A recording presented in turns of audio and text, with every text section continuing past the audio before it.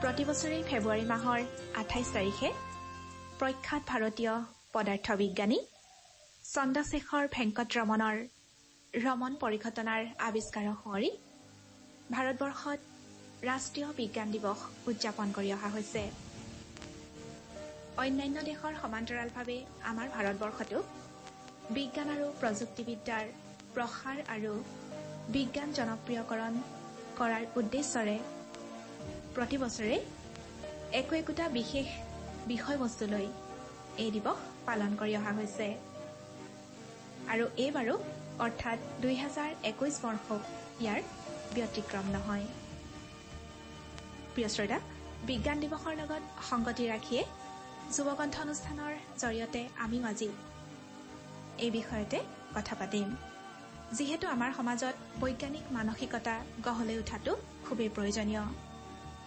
এনে মানসিকতাইহে আমাক সভ্যতা আৰু উন্নতিৰ উচ্চ শিখৰলৈ লৈ যাব পাৰিব।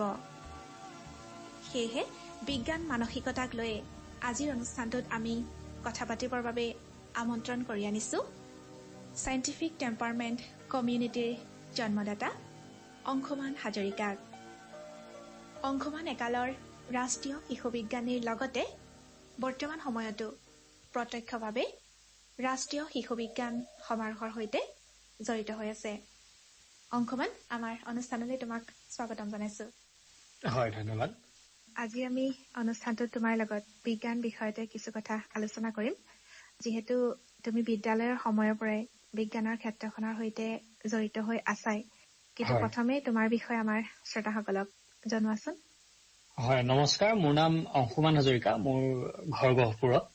মই বিজ্ঞানৰ ক্ষেত্ৰখনত জড়িত কেতিয়াৰ পৰা বুলি ক'লে আপোনাৰ ধৰক 2011 চনৰ পৰা হ'ব আৰম্ভণি। সৰু সুৰাকে তেতিয়াৰ পৰা আৰম্ভ কৰি আছিলো। কিন্তু 2013 চনৰ পৰাহে আমাৰ ৰাষ্ট্ৰীয় শিশু বিজ্ঞান সমাৰোহৰ সৈতে জড়িত হওঁ আৰু তাৰ পিছৰ পৰা প্ৰত্যক্ষভাৱে আৰু পৰোক্ষভাৱেও বিভিন্ন ধৰণৰ বিজ্ঞান প্ৰতিষ্ঠান অনুষ্ঠানৰ সৈতে জড়িত হৈ আছো। হয়, আৰু বৰ্তমান কেনেদৰে ব্যস্ত আছা? বৰ্তমান মই আপোনাৰ চাইবাৰ চিকিউৰিটি ফিল্ডখনৰ লগত জড়িত হৈ আছো। চাইবাৰ ছেফটি, চাইবাৰ চিকিউৰিটি ফিল্ডখনৰ লগত বৰ্তমান জড়িত হৈ বিভিন্ন ধৰণৰ কাম সৰু সুৰাকৈ তেনেকৈ কৰি আছো। হয়, আৰু যিহেতু আমি আজিৰ অনুষ্ঠানটো বিজ্ঞান দিৱসৰ লগত সংগতি ৰাখিয়ে কথা পাতিছো তোমাৰ সৈতে, গতিকে এই দিৱসৰ উদ্দেশ্যৰ পৰাই আৰম্ভ কৰো। হয়, বিজ্ঞান দিৱসৰ প্ৰয়োজনীয়তা আৰু কেতিয়াৰ পৰা হৈছে ক'বলৈ লাগিব আমি 1928 চনত চি.ভি. ৰামন এফেক্টৰ বাবে, তেওঁ লাইট স্কেটাৰিঙৰ যিটো এফেক্ট আছিল, যিটো আমি ৰামন এফেক্ট বুলি কওঁ, তাৰ বাবে তেওঁক নোবেল দিয়া হৈছিলে। আৰু তাৰ পিছৰ পৰা তেওঁ বিজ্ঞান জীৱনৰ অৱদানখিনিক সন্মতি জনাই আমি 28 ফেব্ৰুৱাৰী তাৰিখটো ৰাষ্ট্ৰীয় বিজ্ঞান দিৱস হিচাপে পালন কৰি আহিছো। ৰাষ্ট্ৰীয় বিজ্ঞান দিৱসৰ প্ৰতি বছৰে একোটাকৈ বিষয় থাকে। এই বছৰৰ বিষয়টো হ'ল future of science, technology and innovation, impact on education, skills and work. বিজ্ঞান প্ৰযুক্তিবিদ্যাৰ উদ্ভাৱনে কি ধৰণে শিক্ষা, দক্ষতা আৰু কৰ্মত প্ৰভাৱ পেলাব তাৰ ওপৰতে এইবাৰৰ বিষয়টি। সেই বিষয়টিক আমি যদি ভালদৰে ক'বলৈ যাওঁ, কিহৰ বাবেনো প্ৰয়োজন আমাৰ বিজ্ঞান বা প্ৰযুক্তিবিদ্যা, বা এই বিজ্ঞান দিৱসটোৱেনো কিহৰ বাবে পালন কৰাৰ প্ৰয়োজন? বিজ্ঞান দিৱস পালন কৰাৰ আচল প্ৰয়োজন হ'ল যে আমাক মনত পেলাই থকা যে বিজ্ঞান নামৰ কিবা এটা আছে যিটোৱে আমাৰ জীৱনটো চলাই আছে। একেবাৰে সাধাৰণ অৰ্থত আৰু এটা প্ৰয়োজন যদি আমি ক'বলৈ যাওঁ যে প্ৰযুক্তিবিদ্যা, আমি ৰাতিপুৱা শুই উঠি ব্ৰাছ কৰাৰ পৰা ধৰি সন্ধিয়া শুবলৈ যোৱালৈকে বিচনাখন লাগে, সেই চকাৰ আৰম্ভণিৰ পৰা একেবাৰে এতিয়া বৰ্তমানৰ মহাকাশ যুগত পদাৰ্পণ কৰালৈকে সেই সকলোখিনি বিজ্ঞান আৰু প্ৰযুক্তিবিদ্যাৰ অন্তৰ্গত। আৰু এই প্ৰযুক্তিবিদ্যা বিজ্ঞানৰ ক্ষেত্ৰখন যে কেৱল এক বিশেষ শ্ৰেণীৰ মানুহৰ বাবে নহয়, সৰ্বসাধাৰণ মানুহেও যে তাত অংশগ্ৰহণ কৰিব পাৰে, সেই বিষয়টো লৈ এই নেশ্যনেল ছায়েন্স ডে প্ৰতি বছৰে পালন কৰি অহা হৈছে, যে বিজ্ঞানৰ ক্ষেত্ৰখনক কি ধৰণে আমি সকলো শ্ৰেণীৰ মানুহৰ মাজলৈ আমি লৈ যাব পাৰোঁ। তাৰ বাবে বিজ্ঞান প্ৰযুক্তিবিদ্যাৰ উদ্ভাৱনৰ ক্ষেত্ৰখন কি ধৰণে আমি সমাজখনৰ সকলো শ্ৰেণীৰ ব্যক্তিৰ মাজলৈ লৈ যাব পাৰোঁ, সেই বিষয়টো জানিবৰ বাবে, সেই বিষয়টোক আগুৱাই নিবৰ বাবে নেশ্যনেল ছায়েন্স ডে পাতি অহা হয়। আৰু ইয়াৰ লগতে ক'ব পাৰি যে ক্লাছ 6-7 পৰা আৰম্ভ কৰি যেতিয়া আমি ধৰক ক্লাছ 3-4 পৰা এনভাইৰনমেণ্ট ছায়েন্স হিচাপে পোৱা হয়, তাৰ পিছৰ পৰা বিজ্ঞান বিষয় হিচাপে পোৱা হয়, সেই বিষয়বিলাক কেৱল পুথিগত শিক্ষাৰ ভিতৰতে নাথাকি হাতে কামে কি ধৰণে কৰি আগুৱাই লৈ যাব পাৰি, সেই গোটেই কথাখিনি সাঙুৰি আমাৰ বিজ্ঞান আৰু প্ৰযুক্তিবিদ্যাৰ ক্ষেত্ৰখন সাঙুৰি আছে। আৰু সেই গোটেই কথাখিনি আমাৰ বৈজ্ঞানিক মানসিকতাৰ লগতে সেই গোটেই কথাখিনি বৈজ্ঞানিক মানসিকতা কি ধৰণে প্ৰভাৱ পেলাই আছে সেই কথাখিনি উন্নতিয়ে চাবলৈ বিজ্ঞান দিৱস পতাৰ প্ৰয়োজনীয়তাটো আছে। এই বিষয়ত আমি আৰু কিছু কথা পাতিম।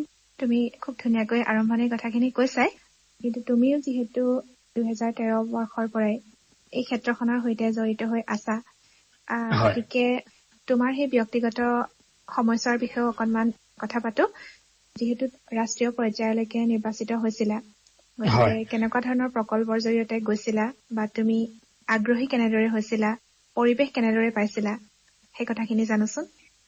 হয়, সেই বিষয়ে ক'বলৈ গ'লে বৰ হাঁহি উঠা কথা যে আমি সৰু থাকোঁতে আপোনাৰ ধৰক কাৰ্টুনটোতো আমি একেবাৰে সেই আগৰ যুগৰ আমি কাৰ্টুন চাই ডাঙৰ হয়, এতিয়াও কাৰ্টুন চাওঁ। এতিয়া সেই বেন 10ৰ একেবাৰে যিটো প্ৰথম চিৰিজটো, বেন 10ৰ প্ৰথম চিৰিজটো 2004 চন মানৰ পৰা চাবলৈ লোৱা, আৰু সেই চাবলৈ লওঁতে প্ৰথমতে তৃতীয় শ্ৰেণী পাওঁতে মায়ে সেইবাৰ ৰংমনখন আনি দিছিলে, তৃতীয় শ্ৰেণী চতুৰ্থ শ্ৰেণী পাওঁতে। আৰু ৰংমনখন পঢ়াৰ পৰা প্ৰথম কিতাপ পঢ়িবলৈ লোৱা, তাৰ পিছৰ পৰাই কাৰ্টুন চাবলৈ লোৱা বেন 10। আৰু বেন 10ৰ যেতিয়া মহাকাশত যেতিয়া এলিয়েন ওলায়, তেতিয়া সঁচাকে আশ্চৰ্য লাগে যে এই এলিয়েনখিনি কেনেকে আহিলে।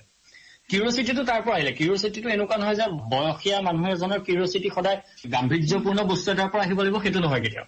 কিউৰিচিটিটো সদায় সাধাৰণ বস্তু এটাৰ পৰা আহিব পাৰে, জমনি বস্তু এটাৰ পৰা আহিব পাৰে, আৰু আমি সেইটোক এমব্ৰেছ কৰা উচিত। আমি সেইটোক লুকুৱাই ৰখা উচিত নহয়, আমি সেইটোক সদায় এমব্ৰেছ কৰি পেলাই আমি তাৰ পৰা পূৰ্ণতাটো লাভ কৰিবলৈ যত্ন কৰা উচিত যে হয় আমাৰ কিউৰিচিটি আছে। আৰু সেই হয়তো সেই মায়া আনি দিয়া ৰংমনখন বা তাৰ পিছত চাবলৈ লোৱা বেন 10খনৰ পৰা সেই ৰংমনখনে প্ৰথম কিতাপ পঢ়াৰ সহায় কৰে, আৰু তাৰ পিছৰ পৰা সেই বৈজ্ঞানিক মানসিকতাৰ ক্ষেত্ৰখনত তেতিয়াৰ পৰা অনুসন্ধিত লৈ পেলাই আগুৱাই যোৱাত সহায় হয় বুলি মোক ক'ব বিচাৰো যে সেই কথাখিনিয়ে বহুতখিনি সহায় কৰিলে। আৰু তাৰ পিছত আমাৰ এই ক্ষেত্ৰত যেতিয়া অলপ ডাঙৰ হলো, ৰিপুঞ্জ বৰদলৈ ছাৰৰ নাম ল'বই লাগিব। ছাৰ নোহোৱা হলে মই আজি যিমানখিনি যিকণ কৰিব পাৰিছো সেইখিনি একোৱে কৰিব নোৱাৰিলোহেঁতেন। ছাৰৰ বাবে এই সকলোখিনি সম্ভৱ হৈছে। ছাৰে ৰাষ্ট্ৰীয় শিশু বিজ্ঞান সমাৰোহৰ লগতে মোক পৰিচয় কৰাই দিয়া 13 আৰু 14 চনত ছাৰে গাইড কৰি পেলাই মেণ্টৰ হিচাপে থাকি মোক বহুতখিনি সহায় কৰে। ছাৰৰ গাইডতে মোৰ প্ৰজেক্টটো ৰাষ্ট্ৰীয় শিশু বিজ্ঞান সমাৰোহৰ ৰাষ্ট্ৰীয় পৰ্যায়লৈ নিৰ্বাচিত হয়। আৰু মোৰ বিষয়টো আছিল স্মল পক্স, অৰ্থাৎ সৰুৱাই স্মল পক্স বেমাৰটোৰ সৈতে বতৰৰ সম্পৰ্ক কি ধৰণে আছে। গৰম বেছি হলে বা বতাহ বেছি মাৰিলে বা বৰষুণ বেছি হলে তাৰ লগত স্মল পক্স বেমাৰটো হোৱাৰ প্ৰবেবিলিটি ৰেটটো বাঢ়ি যায় নে কমি যায়, সেই তাৰ কিবা তেনেকুৱা সম্পৰ্ক আছে নেকি, সেই বিষয়ে অধ্যয়ন কৰা আছিলে মোৰ প্ৰকল্পৰ বিষয়। হয়, আৰু তুমি যিহেতু ৰাষ্ট্ৰীয় পৰ্যায়লৈকে নিৰ্বাচিত হৈছিলা, গতিকে সেই সময়ছোৱাৰ তোমাৰ অকণমান অনুভৱো জানোচোন। হয়, ৰাষ্ট্ৰীয় পৰ্যায়লৈ নিৰ্বাচিত হৈছিলো, অনুভৱ বুলি ক'লে অনুভৱ ভালেই হ'ব নিশ্চয়। এতিয়া তাৰ লগতে কি হয়, বহু ক্ষেত্ৰত দেখা যায় এতিয়া প্ৰতি বছৰে ৰাষ্ট্ৰীয় শিশু বিজ্ঞান সমাৰোহত 26 জন অসমৰ পৰা নিৰ্বাচিত হৈ আহে, প্ৰায় 26 জন নিৰ্বাচিত হয়। আৰু সেই তেওঁলোক নিৰ্বাচিত হোৱাৰ পিছত তেওঁলোকে বহুত ক্ষেত্ৰত দেখা যায় তেওঁলোকে পিছলে আৰ্টছ ছাবজেক্ট লোৱা দেখা যায়। আৰু তেতিয়া বহুতে কয় যে তুমি দেখোন ৰাষ্ট্ৰীয় শিশু বিজ্ঞান সমাৰোহলৈ গৈ পেলাই আৰ্টছ পঢ়ি আছা, কিয়? তাতে মানুহৰ ভুলটো ওলাই পৰে যে আৰ্টছ বা হিউমেনিটিজ পঢ়িলে, কলা শাখা পঢ়িলে তেওঁ বৈজ্ঞানিক মানসিকতাৰ অধিকাৰী নহয় বুলি ক'ব পৰা নাযায়। ৰাষ্ট্ৰীয় শিশু বিজ্ঞান সমাৰোহে আমাক বিজ্ঞানৰ প্ৰকল্পৰ প্ৰতি, বিজ্ঞানৰ ৰিপৰ্ট বনোৱাৰ প্ৰতি, বৈজ্ঞানিক চিন্তাধাৰা উন্মেষৰ প্ৰতি যিমান আগুৱাই নিবলৈ চেষ্টা কৰে, সেই প্ৰতিটো ক্ষেত্ৰতে বৈজ্ঞানিক মানসিকতাৰ প্ৰভাৱ থকাটো আমাৰ প্ৰয়োজনীয়। জীৱনৰ প্ৰতিটো ক্ষেত্ৰতে বৈজ্ঞানিক মানসিকতাৰ প্ৰভাৱ থকাটো আমাৰ প্ৰয়োজনীয়। বৈজ্ঞানিক মানসিকতা নোহোৱাকৈ আমি এনেকুৱা নহয় যে বৈজ্ঞানিক মানসিকতা বিজ্ঞান পঢ়ি থকা লোকসকলৰ বাবে ৰিজাৰ্ভ হৈ আছে, বা আৰ্টছ পঢ়া, কমাৰ্চ পঢ়া, ছচিয়েল চায়েন্স পঢ়া মানুহ এজনে যে বৈজ্ঞানিক মানসিকতাৰ বিষয়ে নাজানিব, সেইটো নহয়। যেতিয়া যুক্তিগতভাৱে চিন্তা কৰাৰ তেওঁৰ মনত এটা যদি উন্মেষ আছে, তেওঁ যদি যুক্তিগতভাৱে চিন্তা কৰিব পাৰে, তেতিয়াহ'লে তেওঁ মাজত বৈজ্ঞানিক মানসিকতা আছে, আৰু সেই বৈজ্ঞানিক মানসিকতাই তেওঁ জীৱনৰ প্ৰতিটো ক্ষেত্ৰতে আগুৱাই লৈ যোৱাত সহায় কৰিব। ঠিক তেনেদৰে এইটো আৰু এটা কথা হয় যে সময়ৰ পাকচক্ৰত পৰি বহু ছাত্ৰ ছাত্ৰীয়ে বিজ্ঞানৰ প্ৰত্যক্ষ সংস্পৰ্শৰ পৰা আঁতৰি যায়, কিন্তু তেওঁলোকে বৈজ্ঞানিক মানসিকতাখিনিক নিজৰ মাজত ৰাখে, আৰু সেইটোৱে ভৱিষ্যতৰ প্ৰজন্মক তেওঁ প্ৰেক্টিকেল লাইফত গৈ পেলাই চাকৰি কৰালৈকে বা জীৱনত ব্যৱসায় বা আন যিকোনো কাম কৰাৰ ক্ষেত্ৰত, জীৱনটোত আগুৱাই যোৱাৰ ক্ষেত্ৰত সেই আগতে যে কৰি অহা প্ৰকল্পটো বা সেই আগতে যে কৰি অহা টেকনিকখিনি, যিখিনি টেকনিক্সে আমাক শিকায় যে প্ৰব্লেমটো এনেধৰণে ভাবিব পাৰি, সমস্যা এইটো, সমস্যাৰ সমাধান আছে। যদি সমস্যাটো আমি কোৱান্টিফাই, যদি সমস্যাটো আমি ভাগ কৰি ল'ব পাৰো, সৰু সৰু ভাগত বিভক্ত কৰি ল'ব পাৰো, তেতিয়াহ'লে আমি সেই সমস্যাৰ সমাধান নিশ্চয় ল'ব পাৰিম। আৰু সেই বস্তুটোহে আচল, সেই চিন্তাধাৰাকণহে আচল যে আমি সমস্যাটোক এজ এ হোল হিচাপে লৈ নহয়, তাক আমি বিভক্ত কৰি কি ধৰণে সৰু সৰু সমস্যাত ভাগ কৰি জীৱনটোক সমাধানৰ ক্ষেত্ৰ বিচাৰি তাৰ সৈতে আগুৱাই যাব পাৰো। হয়, আৰু এতিয়া আমাৰ অসমত তুমি কেনেদৰে পৰিৱেশ দেখিবলৈ পাইছা? অসমত কেনেধৰণৰ পৰিৱেশ দেখিবলৈ পাইছো বুলি ক'লে বিভিন্ন ক্ষেত্ৰত এতিয়া আজিও বৰ্তমান দিনতো নিউজ পেপাৰখনৰ দ্বিতীয় পৃষ্ঠাতে ৰাশিফলে ওলায় বা সূৰ্যগ্ৰহণ বা চন্দ্ৰগ্ৰহণৰ সময়ত বিভিন্ন চেনেললৈ জ্যোতিষীসকলকে মতা হয়। তথাপিতো মানুহৰ উৎসাহ কমি নাযায় চন্দ্ৰগ্ৰহণ সূৰ্যগ্ৰহণ চাবলৈ। আমি শুনিবলৈ পাওঁ যেতিয়া ক্ষীৰধৰ বৰুৱা ছাৰহঁত শ্ৰদ্ধা আমাৰ ক্ষীৰধৰ বৰুৱা ছাৰহঁত যেতিয়া ডেকা আছিলে তেওঁলোকে ৰাস্তাই ৰাস্তাই গৈ গৈ মানুহক মাতি আনিব লাগে যে সূৰ্যগ্ৰহণ চাওক একো নহয় বুলি। আজি আমি সেইটো অৱস্থাত নাই। আজি আমি বহুত ক্ষেত্ৰত আগুৱাই গৈছো আৰু এই বৈজ্ঞানিক মানসিকতাৰ যে উন্নতি যে হৈছে সেই কথাখিনি ইয়াকে বুজাইছে যে আমাৰ অসমত যিমানেই লাগিলে ক'বলৈ যত্ন নকৰক যে সূৰ্য চন্দ্ৰগ্ৰহণৰ ৰাহু কেতুৰ কিবা প্ৰভাৱ আছে, কিন্তু 80% মানুহে মানি নলয় সেই কথাখিনি। 80% মানুহে বৈজ্ঞানিক মানসিকতাৰ সহায় লৈ পেলাই সেই দিনটো উপভোগ কৰিবলৈ যত্ন কৰে। হয়, আৰু আমি যিহেতু বৈজ্ঞানিক মানসিকতাৰ কথা পাতিছোৱে, আমাৰ সামগ্ৰিক সময়ছোৱাত বিজ্ঞানৰ এই অৱস্থিতিক লৈ অকণমান তোমাৰ লগত কথা পাতো।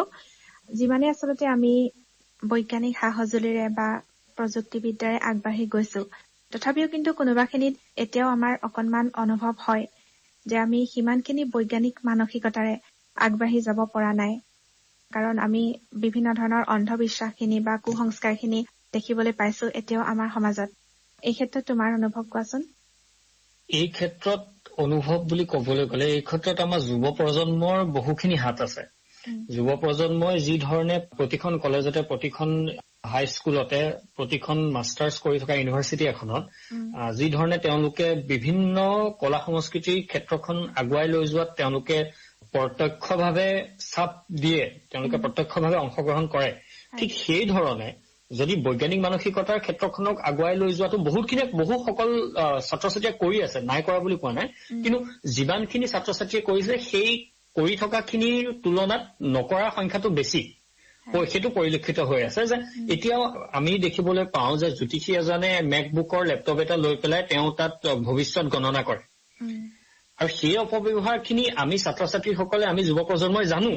বহু ক্ষেত্ৰত আমি মাত মাতো, কিন্তু বহু ক্ষেত্ৰত আমাৰ মাত মতাটো সিমান স্থানলৈকে নাযায় যিমান স্থানলৈকে যাব লাগে।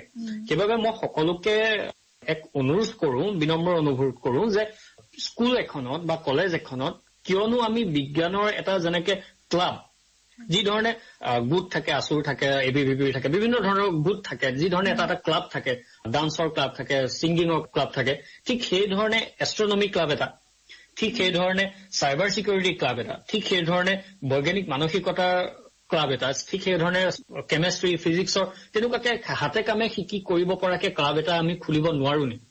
আৰু এই ক্লাব খোলাৰ প্ৰচেষ্টাটো বহুত ভাল ধৰণে বিজ্ঞান সুৰভি নামৰ এখন আলোচনীয়ে লৈছিলে 2006 পৰা 2008 চনৰ ভিতৰত। বিজ্ঞান সুৰভি আলোচনীখনে তেওঁলোকে বিজ্ঞানৰ ক্লাব খুলিবলৈ যত্ন কৰিছিল, কিন্তু আমাৰ ছাত্ৰ ছাত্ৰীৰ অনীহাত সেই কামটো সম্পূৰ্ণ নহলগে। আচলতে এনেকুৱা ধৰণৰ যিখিনি অন্ধবিশ্বাসী হওক বা কুসংস্কাৰেই হওক, এইখিনি নাইকিয়া কৰিবৰ কাৰণে বা বিজ্ঞানক আঁকোৱালি লোৱা, বিজ্ঞান জনপ্ৰিয়কৰণ কৰা খুবেই প্ৰয়োজন। আৰু সাধাৰণ মানুহৰ মাজত বা বিভিন্ন অঞ্চলসমূহত কেনেদৰে আগবাঢ়িব পাৰি বুলি তুমি ভাবা? বিভিন্ন অঞ্চলসমূহত আমি এখন সমাজত, যেতিয়া ধৰক আমাৰ অসমীয়া সমাজখনৰ কথাকে যেতিয়া কওঁ, আমি সমাজ এখনৰ প্ৰচলিত হৈ থকা নিয়মখিনিক আমি কেতিয়াও অমান্য কৰি আগুৱাই যাব নোৱাৰো। এতিয়া 24-25 বছৰীয়া, 26 বছৰীয়া, 28 বছৰীয়া, 30 বছৰীয়া ব্যক্তি এজনে যেতিয়া গৈ কবগে 80 বছৰীয়া ব্যক্তি এজনক যে প্ৰতিবাৰেই লেট্ৰিন কৰাৰ পিছত গা নুধুলেও হয়, তেওঁ সেইটো কথা কোনো কাৰণে মানি নলয়। বেছি ক্ষেত্ৰত তেওঁ মানি নলব। কিয়? কাৰণ তেওঁ সেই সৰুৰ পৰা সেই কথাখিনি পাই আছে। কিন্তু আমি যদি ক্লাছ 3ত পঢ়ি থকা, 3য় শ্ৰেণীত পঢ়ি থকা, 4ৰ্থ শ্ৰেণীত পঢ়ি থকা ছাত্ৰ ছাত্ৰী এজনক যদি আমি এইটো কওঁ যে আগৰ দিনত লেট্ৰিন বাথৰুম ইমান চাফা নাছিলে, বৰ্তমান সময়ত যি হিচাপত লেট্ৰিন বাথৰুম যিমান পকা কৰি চাফাকে ৰখা হয়, সেই ক্ষেত্ৰত তুমি প্ৰতিবাৰে লেট্ৰিন কৰি আহি গা নুধুলেও হ'ব। প্ৰতিবাৰে লেট্ৰিন কৰি আহি গা নুধুলে অসুচি হৈ যায় সেইটো নহয়। বা তাতকৈ এটা স্পৰ্শকাতৰ বিষয়, সেইটো হ'ল আমাৰ যিটো মাহেকীয়া ঋতুস্ৰাৱ হোৱা বুলি কয়। ঋতুস্ৰাৱ হলে সেই কথাখিনি বহুতে পাতিব নিবিচাৰে। আমাৰ চাইণ্টিফিক টেম্পাৰমেণ্ট কমিউনিটিৰ ফালৰ পৰা আমি সদায় ছেক্স এডুকেশ্যনক প্ৰায়ৰিটি দিবলৈ বিচাৰো যে sex education is a vital part of our life. সেই বিষয়টোক আমি কেতিয়াও অমান্য কৰি চলিব নোৱাৰো। ঋতুস্ৰাৱ হোৱাটো একো নকবলগীয়া কথা নহয়, ঋতুস্ৰাৱ হোৱাটো নৰ্মেল কথা। আৰু সেই ঋতুস্ৰাৱ হোৱাৰ সময়ত ছোৱালী এগৰাকী, মহিলা এগৰাকীয়ে যিহেতু শাৰীৰিকভাৱে তেওঁৰ বহুখিনি ৰক্ত নিঃসৰণ হয় সেইবাবে তেওঁ ৰেষ্ট লৈ থাকিবলৈ কয়, সেইবাবে তেওঁ কাম নকৰিবলৈ কয়। কিন্তু তাৰ অৰ্থ এইটো নহয় যে তেওঁ যিখন বিচনাত শুইছে সেই বিচনাখন একেবাৰে চুবলৈ নোৱাৰা হৈ গৈছে। সেই সময়খিনি মহিলাগৰাকীয়ে বেছি কষ্ট কৰা ভাল নহয় আৰু তাৰ বাবে তেওঁ জিৰণি লোৱা প্ৰয়োজন। সেই কথাখিনি আমি 80 ঊৰ্ধৰ বয়সৰ ব্যক্তি এগৰাকী ক'ব নোৱাৰো, কিন্তু সেই কথাখিনি আমি সৰু ছাত্ৰ ছাত্ৰীখিনি ক'ব পাৰো, যিখিনি 13-14 বছৰ সেই বয়সৰ ছাত্ৰ ছাত্ৰীসকলক আমি সেই বয়সৰ শিশুসকলক ক'ব পাৰো। আৰু সেই কথাখিনিয়েহে আমাক এতিয়া আৰু এটা উদাহৰণ, যি ধৰণে আমাৰ নামঘৰ আছে, নামঘৰত যি ধৰণে আমাৰ আধ্যাত্মিকতাৰ বিষয়ে আলোচনা কৰা হৈছে, আৰু আধ্যাত্মিকতা কোনো কাৰণতে বিজ্ঞানৰ পৰিপন্থী নহয়। আধ্যাত্মিকতা আৰু বিজ্ঞান সদায় এটা মুদ্ৰাৰে ইপিঠি সিপিঠি, আমি মানুহেহে তাক ওলোটা পোল্টা কৰি লওঁ। আমি মানুহে তাক ধৰ্মৰ নাম দি পেলাই বেলেগকে সজাই তোলো। আধ্যাত্মিকতা বুলি ক'বলৈ গ'লে এতিয়া যি ধৰণে মন প্ৰশান্ত কৰি ৰখা এটা উপায়, সেইখিনি চাইকলজিৰ লগত বহুতখিনি সম্পৰ্ক আছে। চাইকলজি মনোবিজ্ঞানৰ লগত সেই বস্তুখিনি সোমাই পৰে। ঠিক সেই ধৰণে আমি যদি নামঘৰ এটাত যদি এঘণ্টা সময়ৰ কাৰণে গোটেই গাঁওখনৰ ডেকা ল'ৰাখিনিয়ে গৈ পেলাই যদি এঘণ্টা সময়ৰ কাৰণে নামঘৰটোতে আমি আধ্যাত্মিকতাৰ লগতে বিজ্ঞানৰ যদি আলোচনা কৰোঁগে, কোনেও বেয়া নাপায়। কিয়নো এখন গাঁৱত তেনেকুৱাকে ঠাই কম য'ত একেলগে সকলোৱে বহি কথা পাতিব পাৰে। যিহেতু নামঘৰটো সেইটো কাৰণেই আছে, তাত গৈ সকলোৱে বহি কথা পাতিলে, তাত গৈ সকলোৱে বহি পেলাই বিজ্ঞানৰ বিষয়ে আলোচনা কৰিলে, আধ্যাত্মিকতাৰ বিষয়ে আলোচনা কৰিলে, সেইখিনি কৰিলেতো আমাৰ বৈজ্ঞানিক মানসিকতাৰ চৰ্চা হ'ব। আমি সেইখিনিনো কিয় নকৰোঁ? কিয়নো আমাৰ সেইখিনি কৰাৰ এলাহ। আচল কথা বেলেগ একো নাই, আমি এলেহুৱা জাতি, আমাৰ এলাহৰ বাবে আমাক সেইখিনি কাম কৰা নহয়। আচলতে যুৱ প্ৰজন্মই যথেষ্টখিনি আগভাগ ল'ব লাগিব এই ক্ষেত্ৰত, নহয় জানো? হয়, আমি অনুষ্ঠানত তোমাৰ লগত বহুখিনি কথা পাতিছোৱে, কিন্তু এইখিনিতে যদি গীত এটা শুনি লওঁ নিশ্চয় ভাল লাগিব। হয় হয়, নিশ্চয় ভাল লাগিব। কি শুনিবলৈ বিচাৰিম বুলি ক'লে আমাৰ শ্ৰদ্ধাৰ ভূপেন হাজৰিকা ডাঙৰীয়াৰ মানুহে মানুহৰ বাবে গীতটি মোৰ খুবেই প্ৰিয়। সেই গীতটিকে শুনিব পাৰি? নিশ্চয়, খুব সুন্দৰ গীত। ছাত্ৰ ছাত্ৰীসকলক বিজ্ঞানৰ প্ৰতি আগ্ৰহী কৰি তোলাৰ ক্ষেত্ৰত কেনেধৰণৰ ভূমিকাসমূহ অভিভাৱকসকলে হওক বা বিদ্যালয়ৰ পৰা ল'ব লাগে বুলি তুমি ভাবা? হয়, ছাত্ৰ ছাত্ৰীক বিজ্ঞানৰ প্ৰতি আকৰ্ষিত কৰাৰ ক্ষেত্ৰত আমাৰ বহুতে হয়তো আপোনালোকক শুনিছে যে বিশ্বনাথ চাৰিআলিত আকাশ বিজ্ঞান কেন্দ্ৰ আছে, যি আমাৰ শ্ৰদ্ধাৰ ক্ষীৰধৰ বৰুৱা ছাৰে স্থাপিত কৰা। তাত ক্লাছ 4-5ৰ পৰাই ষ্টুডেণ্টখিনি আহি পেলাই তাত প্ৰেক্টিকেল শিকিব পাৰে। তাত এজন 6ত পঢ়ি থকা আকাশ বিজ্ঞান কেন্দ্ৰলৈ অহা ছাত্ৰ এজনৰ, যিজনে 6ত পঢ়ি আছে, তেওঁ জানে pH মান কেনেকে লয়, তেওঁ জানে কি ধৰণে টেলিস্কোপ এটাৰে চাব পাৰি, তেওঁ সেইখিনি কথা জানে। কিন্তু আমাৰ বহু ক্ষেত্ৰত চৰকাৰী বেচৰকাৰী সকলো অনুষ্ঠান প্ৰতিষ্ঠানতে সেই প্ৰায়োগিক দিশখিনি শিকোৱা নহয়। এতিয়া ছাত্ৰ ছাত্ৰী এজনে যেতিয়া ত্ৰিগোণমিতি পঢ়িব, আমি সকলোৱে ত্ৰিগোণমিতি পঢ়ো, আপুনি হয়তো পঢ়িছে, আমিও পঢ়িছো, সকলোৱে পঢ়িছো ত্ৰিগোণমিতি, কিন্তু 90% ছাত্ৰ ছাত্ৰীয়ে নাজানে ত্ৰিগোণমিতি পঢ়াৰ প্ৰয়োজনীয়তাটো ক'ত। এতিয়া প্ৰয়োজনীয়তা যদি নাজানে ছাত্ৰজনে কিয় পঢ়িব? তেওঁ ক'ব লাগিব যে ত্ৰিগোণমিতিয়ে আমাক সঁচা অৰ্থত প্ৰেক্টিকেলি ইয়াৰ পৰা বহুত দূৰত থকা বস্তু এটাৰ তাৰ মাজত দূৰত্ব কিমান, সেই দূৰত্বৰ মাপকাঠি জোখাত সহায় কৰে। আৰু সেই ত্ৰিগোণমিতিয়ে পিছলে কেলকুলাছৰ লগত লগ লাগি পেলাই আমাৰ চেলেষ্টিয়েল অবজেক্টসমূহৰ, এতিয়া ধৰক পৃথিৱীৰ পৰা চন্দ্ৰৰ দূৰত্ব, পৃথিৱীৰ পৰা মংগল গ্ৰহৰ দূৰত্ব, সেই অন্তহীন দূৰত্বসমূহৰ দৈৰ্ঘ্য আৰু মাপকাঠি জোখাত সহায় কৰে। সেই বস্তুটো যেতিয়া ছাত্ৰ এজনে জানিব, যেতিয়া তেওঁ ক্লাছ 9ত 10ত যেতিয়া তেওঁ ত্ৰিগোণমিতি পাব, সেই ত্ৰিগোণমিতিত তেওঁ যেতিয়া বুজিব যে এই বস্তুটোৰ প্ৰয়োজন হয় তাত, গতিকে সেই কথাখিনি কিমান মানে আপোনাৰ ৰোমাঞ্চকৰ হৈ পৰিব। বৰিং মেথছৰ ক্লাছ এটাৰ পৰা সম্পূৰ্ণ ট্ৰান্সফৰ্ম হৈ পেলাই এক ৰোমাঞ্চকৰ ক্লাছ এটালৈ পৰিৱৰ্তন হৈ যাব। তেনেদৰে তেওঁলোকক আগ্ৰহী কৰিব লাগিব। হয়, তেনেকুৱাকে আমি আগ্ৰহী কৰাটো প্ৰয়োজনীয়। হয়, ছাত্ৰ ছাত্ৰীসকলক বিজ্ঞানৰ প্ৰতি আকৰ্ষিত কেনেকৈ কৰিব পাৰি, কেনেদৰে তেওঁলোকক বিজ্ঞান জগতখনৰ মাজলৈ লৈ যাব পাৰি, সেই কথাখিনি তোমাৰ লগত পাতিছিলোৱে। যিহেতু তুমি নিজেও অংশগ্ৰহণ কৰিছিলা ৰাষ্ট্ৰীয় শিশু বিজ্ঞান সমাৰোহত, গতিকে ছাত্ৰ ছাত্ৰীসকলক বিজ্ঞানৰ প্ৰতি আকৰ্ষিত কৰি তোলাত শিশু বিজ্ঞান সমাৰোহৰ ভূমিকাৰ বিষয়ে তুমি কি ক'বা?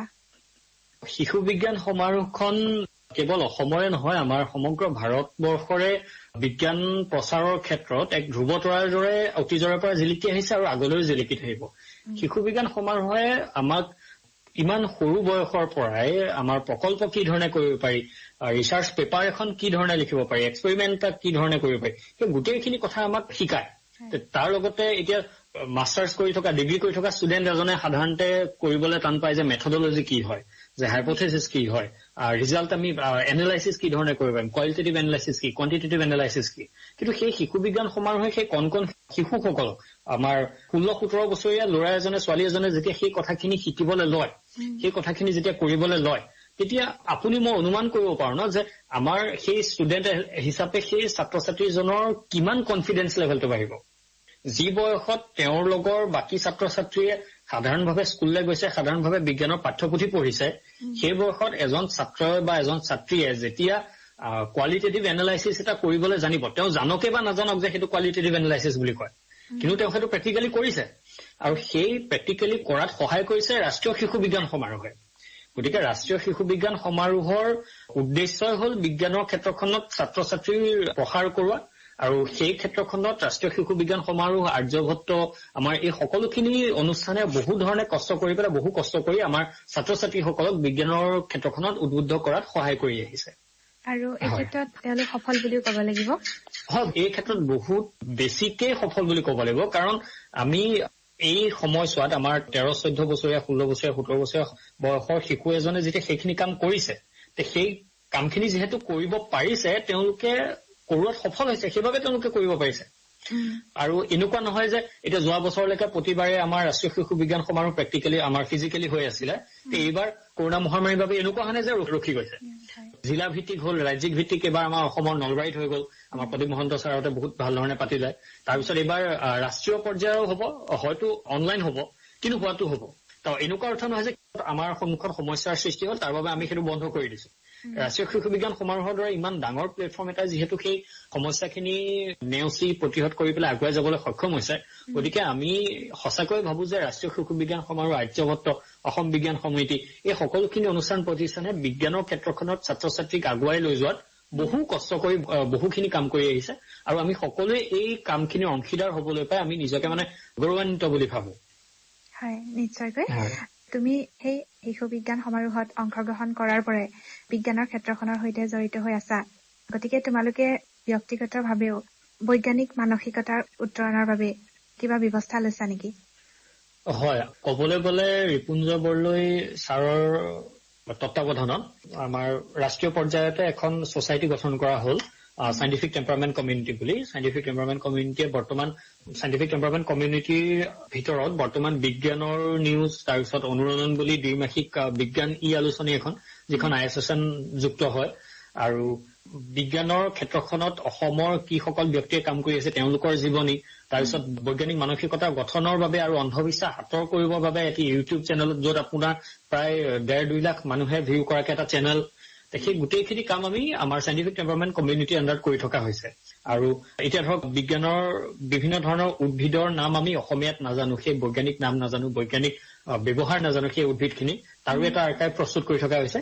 এই ধৰণকে কাম বিভিন্ন ধৰণৰ আমাৰ চাইণ্টিফিক টেম্পাৰমেণ্ট কমিউনিটিৰ আণ্ডাৰত এই ধৰণৰ কামসমূহ কৰি থকা হৈছে।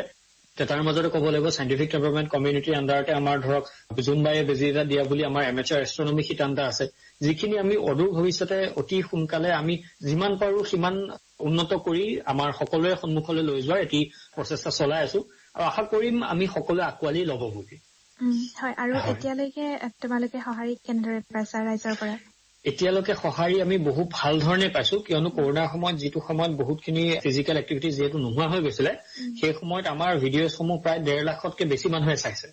আৰু সাধাৰণতে বিজ্ঞানৰ ভিডিঅ' এটা যদি সিমানখিনি মানুহে চায়, তেতিয়াহ'লে আমি নিশ্চয়কৈ ক'ব লাগিব যে সেইখিনি জোৰ জবস্তি কৰি অনা ভিউ নহয়, সেইখিনি মানুহে ভাল পাইছে, সেইবাবে চাইছে। আৰু এই ক্ষেত্ৰত ৰিপুঞ্জয় ছাৰৰ যিখিনি কষ্ট, সেইখিনি সদায় মই একদম আগৰ পৰাই কৰি আহিছো যে ছাৰ নোহোৱা হলে এই ক্ষেত্ৰখনত মই আজি যিখিনি অৱস্থা পাইছো সেইখিনি কেতিয়াও পাব নোৱাৰিলোহেঁতেন। আমি আশা কৰিম তোমালোক সফল হোৱা। যিহেতু আমাৰ অনুষ্ঠানৰ সময়ো শেষ হৈ আহিছে, একেবাৰে বিদায় ল'ব লাগিব, কিন্তু বিদায় লোৱাৰ পূৰ্বে যিসকল আমাৰ যুৱ বন্ধুৱে আজিৰ অনুষ্ঠানটি শুনি আছিলে, তেওঁলোকক তোমাৰ অভিজ্ঞতাৰে কিবা ক'ব বিচাৰিবা নেকি? মোৰ অভিজ্ঞতাৰে ক'ব পৰাকে মই তেওঁলোকতকে সিমান অভিজ্ঞ বুলি নকওঁ, সকলোৱে মোতকৈ বহুখিনি ভালদৰে জানে, বহুতখিনি জানে কথা। কিন্তু ক'বলৈ গ'লে সৰুকে এটা কথা কওঁ যে আমি জীৱনটোত বিভিন্ন ধৰণৰ সমস্যা পাওঁ, প্ৰতিটো মুহূৰ্তত আমি সমস্যা পাওঁ, হয়তো এজনে বেলেগ ধৰণে পায়, বেলেগ এজনে বেলেগ ধৰণে পায়, কিন্তু সেই সমস্যাখিনিক আমি প্ৰতিহত কৰিবলৈ আমি ভাঙি পৰিব নালাগে, আমি ডিপ্ৰেছনত যাব নালাগে, তাৰ সলনি আমি তাৰ সেই সমস্যাটোৰ এগেইনষ্টত আমি এটা কোৱান্টিটেটিভ বা কোৱালিটেটিভ এপ্ৰ'চ ল'ব লাগে। যে আমি কিবা এটা সমস্যা পাইছো, সেই সমস্যাটো সৰু সৰুকে আমি বিভক্ত কৰিলো, তাক আমি সমাধান, সমস্যা আছে অৰ্থাৎ তাৰ সমাধান আছে। কোনো সমস্যাই সমাধানহীন নহয়। আমাৰ সমস্যাটো কথা যে আমি সেই সমস্যাটো বিচাৰি নাপাওঁ, আমাৰ প্ৰব্লেমটো তাত হয়। আমি সমস্যাৰ গুৰিটোৱে যিহেতু বিচাৰি নাপাওঁ, গতিকে আমি সমাধানো বিচাৰি নাপাওঁগে। আৰু এই ক্ষেত্ৰত এটা যুক্তিপূৰ্ণ মাইণ্ডছেট, যুক্তিপূৰ্ণ অনুসন্ধিতপূৰ্ণ মন এটা আমাৰ বাবে খুবেই প্ৰয়োজনীয়। আৰু আমি ডেকাচামে যিহেতু আমাৰ মাজত শক্তি বহুত বুলি কয়, সেইবাবে আমি আমাৰ শক্তিখিনিক বেয়া পথলৈ চেনেলাইজ নকৰি সঠিক পথত যোৱাটোহে আমাৰ কৰ্তব্য। আৰু এই ক্ষেত্ৰতে বৰ্তমান সময়ত যিহেতু মই চাইবাৰ চিকিউৰিটিৰ লগত ভালদৰে জড়িত, এই ক্ষেত্ৰত মই এটা কথা ক'বই লাগিব, ডেইলি আপোনাৰ ৰেগুলাৰলি যিমানবোৰ অশ্লীল ভিডিঅ' পৰ্নোগ্ৰাফি যিমান ৰিলিজ হয়, সেই কথাখিনি কিন্তু আমি ডেকাচামে ইচ্ছা কৰিলে বন্ধ কৰিব পাৰোঁ। আৰু সেই কথাখিনি আমি লুকুৱাই ৰখা কথা নহয়, এই কথাখিনি মই সকলোৰে সন্মুখত, আপোনালোকৰ সন্মুখত কৈছো। ডিজিটেল চিকিউৰিটিৰ ক্ষেত্ৰত, প্ৰাইভেচিৰ ক্ষেত্ৰত আমি সিমানখিনি মানসিকভাৱে ওপৰলৈ উঠিব লাগিব যে আমি সেই নিগেটিভ থটছখিনি আমি চেনেলাইজ নকৰি পজিটিভলি আমি কামখিনি কৰিব গ'লে যাতে আমি আগুৱাই যাব। হয়, ধন্যবাদ জনাইছো তোমাক। খুব ভাল লাগিলে তুমি ধুনীয়াকে কথাখিনি কৈছা। আমি আশা কৰিম তুমি যিখিনি কথা কৈছা আমাৰ শ্ৰোতাসকলে নিশ্চয় বুজি পাইছে আৰু সকলো এনেদৰে বৈজ্ঞানিক মানসিকতাৰে আগবাঢ়ি যাব। তোমাৰ ব্যস্ততাৰ মাজতো আমাৰ অনুষ্ঠানটোৰ বাবে এইখিনি সময় দিয়াৰ বাবে পুনৰবাৰ তোমাক ধন্যবাদ জনাইছো। আৰু হয়, আৰু যিহেতু তুমি বিজ্ঞানৰ ক্ষেত্ৰখনৰ সৈতে জড়িত হৈ আছাই, এই ক্ষেত্ৰখনতো সফলতাৰে আগবাঢ়ি যোৱা আমি আকাশবাণী যোৰহাট কেন্দ্ৰৰ তৰফৰ পৰা তোমাক শুভকামনা জনাইছো। ধন্যবাদ। প্ৰিয় শ্ৰোতা, অংশুমান হাজৰিকাৰ সৈতে হোৱা বিজ্ঞান বিষয়ত এই আলোচনাটিৰে আপোনালোকৰ বাবে আমি সজাই আনিছিলো আজিৰ যুৱকণ্ঠ। আমি আশা কৰিছো আজিৰ আলোচনাটি শুনি আপোনালোকে নিশ্চয় ভাল পাইছে। আজিলৈ যিহেতু আমাৰ সময়ো শেষ হৈ আহিছে, গতিকে অহা দেওবাৰে পুনৰে একেটা সময়তে লগ হোৱাৰ প্ৰতিশ্ৰুতিৰে আজিৰ যুৱকণ্ঠৰ মজিয়াৰ পৰা মই ময়ূৰাক্ষীয়ে